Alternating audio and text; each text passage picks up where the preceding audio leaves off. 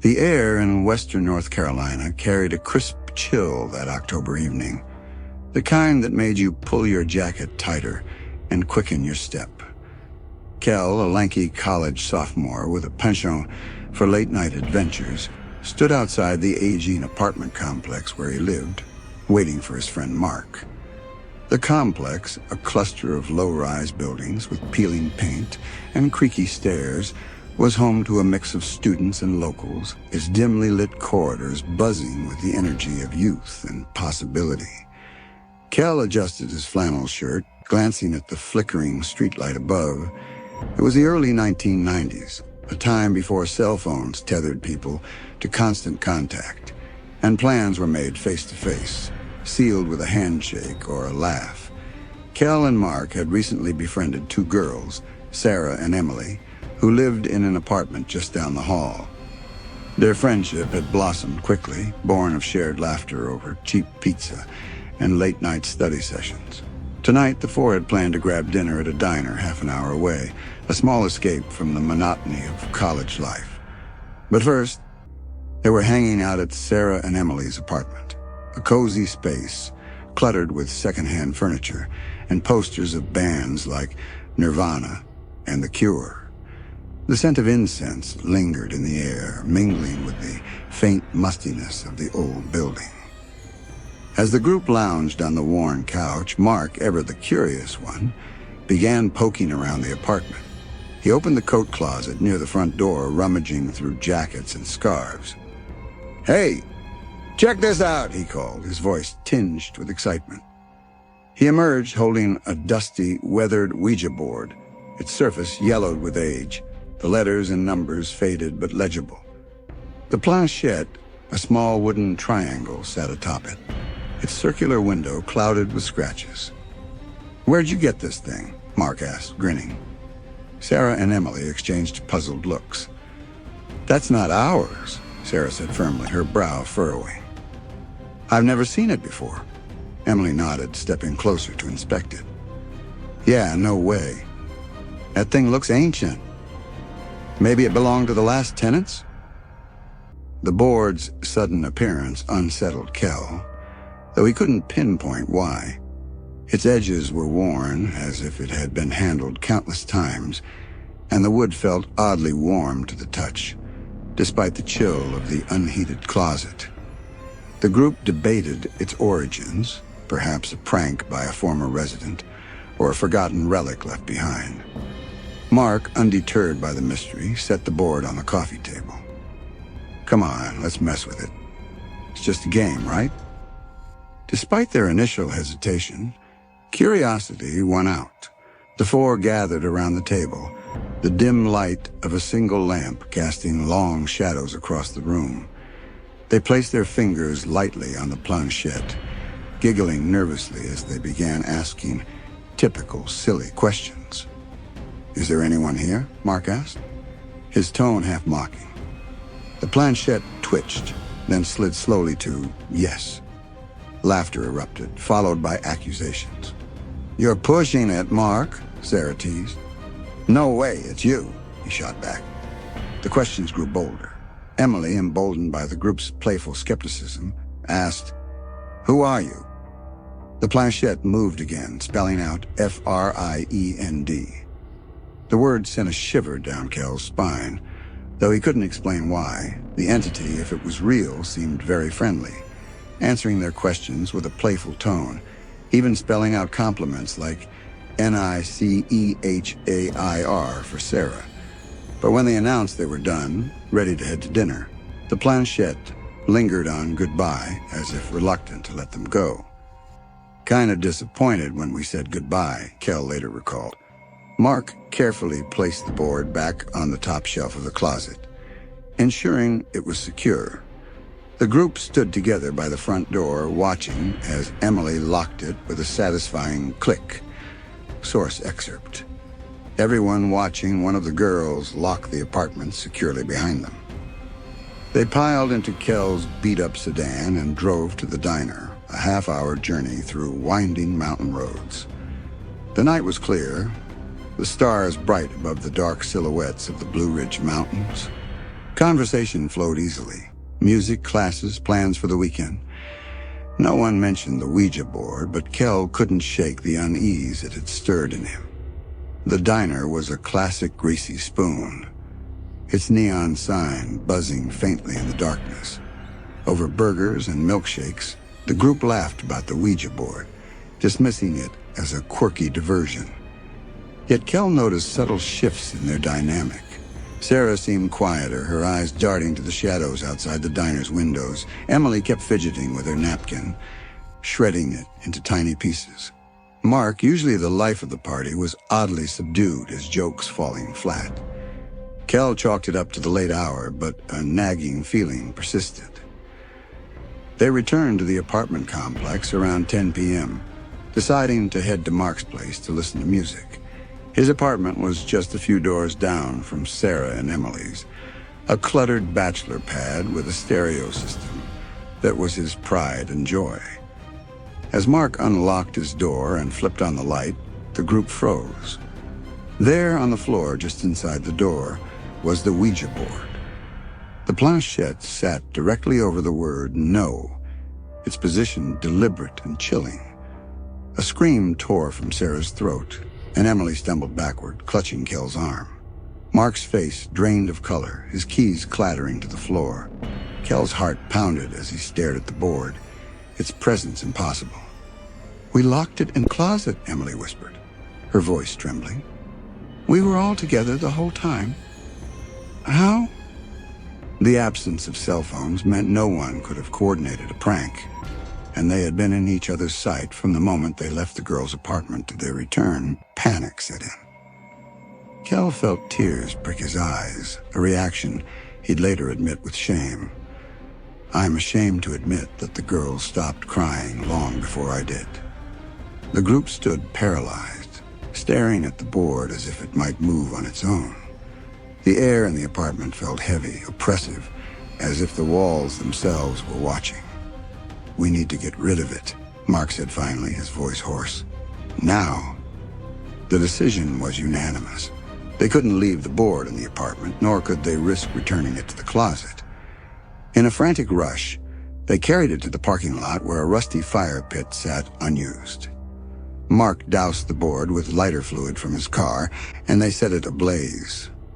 The flames crackled, casting eerie shadows across the asphalt. "We said goodbye to that board," Kel later recalled. The memory of that small bonfire seared into his mind. But the fire didn't bring closure. As the board burned, Kel swore he heard a faint whisper, a sound like a sigh carried on the wind. The others heard it too, their faces pale in the firelight. They stood in silence until the board was reduced to ash, then scattered the remains, hoping to banish whatever had followed them. The days that followed were marked by unease. Kel couldn't shake the feeling of being watched, especially when he was alone in his apartment. Opening his door became an ordeal, his heart racing as he turned the key, half expecting to see the board waiting inside. Sarah and Emily moved out of their apartment a month later, claiming the lease was up, but Kel suspected they couldn't bear to stay in a place where the board had appeared. Mark grew distant, his usual cheer replaced by a haunted look. One night, weeks later, Kel woke to a scratching sound at his door. His apartment was locked, the chain in place, but the noise persisted, rhythmic and deliberate. Heart-pounding, he crept to the door and peered through the peephole. The hallway was empty, but the scratching continued, now accompanied by a faint hum, like a voice too soft to discern. He didn't open the door that night, nor did he sleep. The next morning, Kel found a small burn mark on his doorstep, shaped like a crescent moon. It wasn't there the day before, and no one in the complex admitted to seeing anything unusual. He began researching Ouija board, scouring the college library for books on the occult. Most dismissed the boards as parlor games, but a few texts spoke of entities, spirits or worse, that could latch on to those who invited them in. One passage chilled him. Some spirits, once summoned, refused to leave, They find ways to linger, bound to objects or places, waiting for an opportunity to return. Kel never saw the board man, but its presence lingered in the corners of his life. He moved away after graduation, hoping distance would dull the memory. Yet even years later, in a new city with a new life, he hesitated before unlocking doors. The echo of that night in the early 1990s forever etched in his mind. Evie Taco was 7 years old when her family moved into the house on Maplewood Lane. It was a sprawling Victorian, 3 stories tall, with gabled roofs and a wraparound porch that creaked underfoot. The house stood at the edge of a small New England town, its faded grandeur a testament to a bygone era. To Evie, it was a castle, a labyrinth of rooms and secrets waiting to be explored. Her parents, Ellen and David, had bought it at a steal.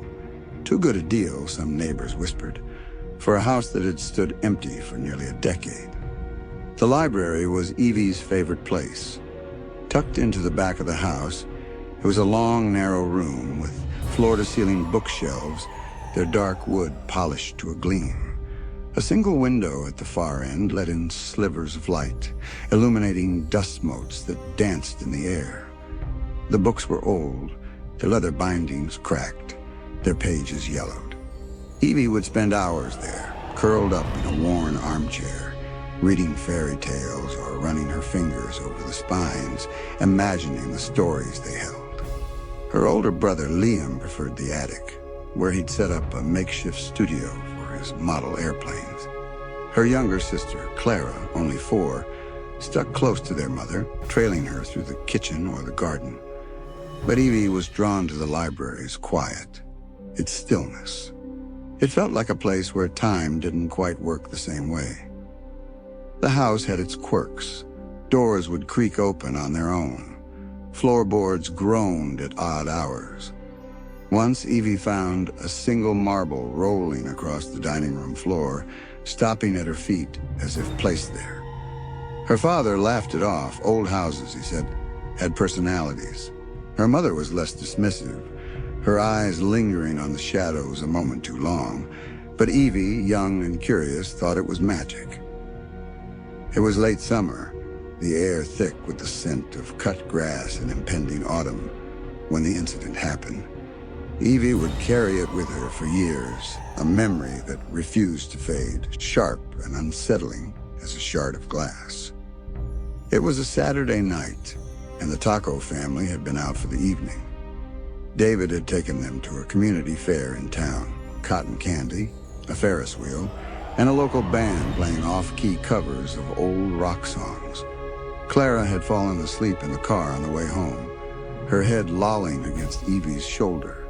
Liam was fiddling with a plastic prize he'd won, a cheap yo-yo that glowed in the dark. Evie stared out the window, watching the streetlights blur past, her mind still buzzing with the lights and noise of the fair. They pulled into the driveway just after 10:30 p.m. The house loomed against the night sky, its windows dark. David carried Clara inside, her small form limp in his arms. Ellen followed, juggling her purse and a bag of fair souvenirs. Liam trudged behind, muttering about wanting to stay up. Evie lingered in the car for a moment, her sneakers scuffing the gravel. The air was cool, the stars sharp overhead. She felt a strange pull, like the house was watching her. The mudroom was the first stop inside, a cramped space off the kitchen where they shed coats and boots. Evie was kicking off her sneakers when she heard it, her name spoken in a soft, familiar voice. Evie. It was so close it felt like a breath against her ear. She froze, her heart stuttering. The voice was her mother's, or so she thought.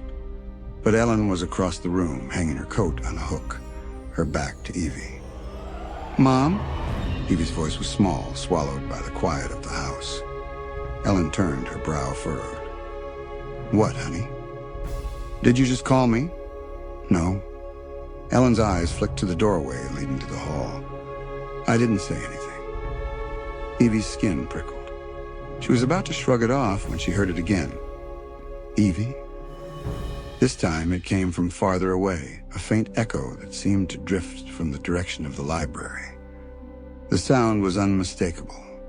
Her mother's voice, soft and urgent, but now impossibly distant. The library was at the other end of the house, through the kitchen, past the dining room, and down a long hallway. No one could have moved that far, that fast. "Mom, you didn't hear that?" Evie's voice trembled. Ellen gave her a strange look, half concerned, half distracted. "Hear what? Evie, it's late. You're tired." But Evie wasn't tired. She was wide awake, her pulse racing. She stepped out of the mudroom, her socks silent on the hardwood floor. The house was dark, save for the faint glow of a lamp in the living room. She moved toward the library, drawn by a mix of fear and curiosity. The hallway stretched before her longer than it should have felt, the shadows pooling in the corners. The library door was ajar. Evie pushed it open, her breath catching. The room was dim, the moonlight filtering through the window, casting silver streaks across the floor. And there, in the center of the room, was a figure. It was vague, more a suggestion than a shape. A silhouette that seemed to waver, like heat rising off pavement. Evie's eyes locked onto it, her body frozen. It was tall, slender, with no clear features, yet it felt familiar. Not her mother, not exactly, but something that knew her. Before she could speak or move, it was gone. Not faded, not dissolved, just gone, as if it had never been there. Evie stood there, her heart pounding, the silence of the library pressing against her ears. She backed out of the room, her eyes darting to the shelves, the armchair, the window. Nothing. Just the books and the dust and the moonlight. Evie didn't tell anyone what she'd seen. Not that night, not the next day. She was too young to articulate the unease that settled in her chest, too afraid of being dismissed as imaginative or silly. But the memory clung to her, vivid and persistent. She avoided the library for days, sticking to the brighter parts of the house, the kitchen, the living room, her own bedroom with its cheerful yellow walls. Her mother noticed the change. "You're quiet lately," Ellen said one morning over breakfast, her eyes searching Evie's face. "Everything okay?" Evie nodded, poking at her cereal. "Just tired." Ellen didn't push, but her gaze lingered. David, always practical, suggested Evie was just adjusting _essay, system, adjusting to the spooky atmosphere of the season. Maybe a bit of autumn chill in the air, or some rustling leaves outside the window. The Taco family's Victorian home already has that perfect haunted house vibe, creaky floors, shadowy corners, and a library that feels like it's holding its breath. Let's lean into that. The mysterious figure Evie saw could be described with a bit more eerie detail. Maybe it's not just a silhouette, but has a faint, unnatural glow, or its edges seem to blur into the shadows. The voice, mimicking her mother, could have a slight, unnatural echo, like it's coming from somewhere just out of reach. For the library itself, picture towering shelves packed with dusty tomes, a faint, musty scent, and maybe a single flickering lamp that never seems to light the whole room. The moonlight could cast long, twisted shadows of the window panes, making the room feel alive, watching. If you want to push the supernatural angle, maybe the books in the library have a habit of shifting slightly when no one's looking, or there's a faint hum in the air, like a whisper you can't quite catch. Keep it subtle, though. Evie doesn't believe in ghosts, so these spooky elements should feel like they could be her imagination, or maybe not.